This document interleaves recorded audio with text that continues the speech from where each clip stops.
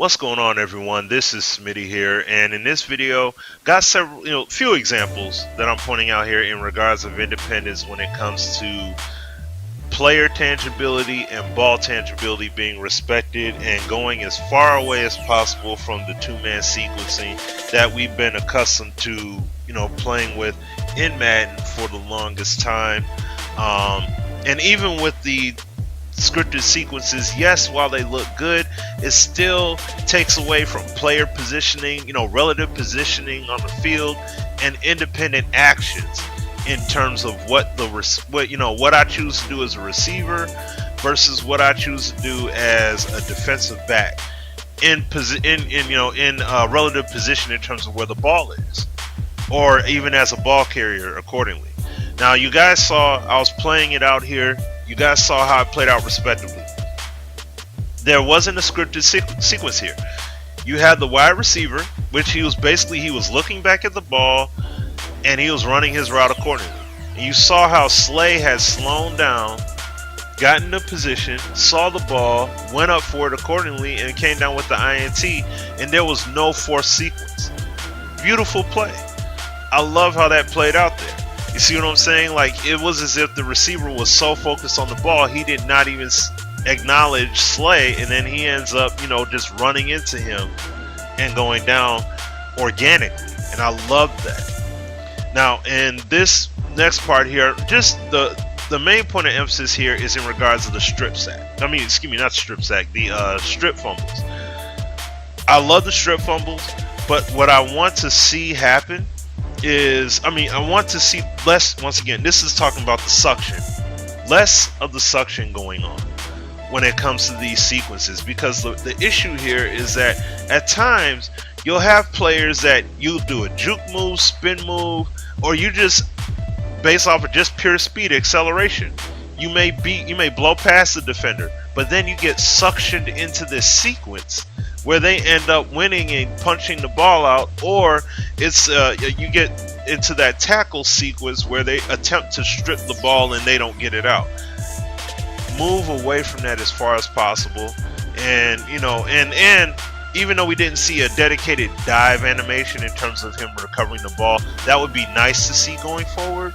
But seeing the instance where he organically recovered it, I do appreciate that being in the game. But like I said, anything visually to help with the dedicated animation going forward would be awesome. Now, this next sequence here, as you guys see as it played out there, this was beautiful right here, because you had the respective animations play out with him shedding the first tackle. The second defender comes on and he latches on. He's starting to ride him to take him down. But then you saw that third defender, which usually is the guy that comes in with the cleanup hit to not, make sure to stop him in his tracks or go for the legs. He goes clean across his body there, and his elbow, respective to physics and everything, the player hit his forearm and the interior of that ball carrying arm there, and knocked the ball out accordingly for a fumble. Of course, it went out of bounds here in this instance, but that was a beautiful play how that played out in an organic fashion. And this is what I'm saying, a lot more of this. We see a lot of it when it comes to the tackle sequences and those instances, especially the game tackles, and looks very nice in those instances as well. But we want to see more of this around the whole board, because like I said, we see it happen in instances right now in Madden 17. We're seeing it, and it's been progressive in terms of seeing it more and more, but we want to see it come to full-blown fruition going forward here. And this last instance right here, great play, but this once again depicts that independence. Not a two-man scripted sequence. The defender did his SWAT animation, knocking the ball down. He gave his effort. The ball physics were relatively respected, bounced off his body, and the receiver was able to make that second effort to come away with the reception.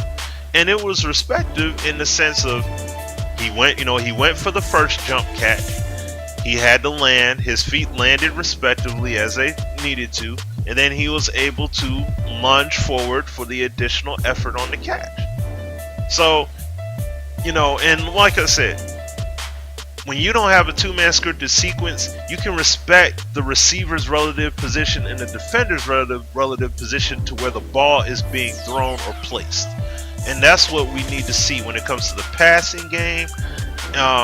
Having that open, having it open where the ball is out there on an island, and then it's what happens based upon the situation when it comes to the receivers and the defenders that are in the area to make the attempt to try and make a play or not on the ball. Okay, so let me know your guys' thoughts in regards to these kind of plays and what you experienced, and I'll be back with more videos, more content, more live streams, and until the next time, you guys, take care, peace out, and I'll holla at y'all later. Thanks a lot for your support on today's video, and don't forget to like, comment, and if you definitely want more content like this, hit that subscribe button so you don't miss out on anything. Definitely follow me on social media as well, and tune in live right here on YouTube with myself, SimFBallCritic, and Azure Effect for the Sim Standard Google Hangout. Until next time, guys, take care, be safe, peace.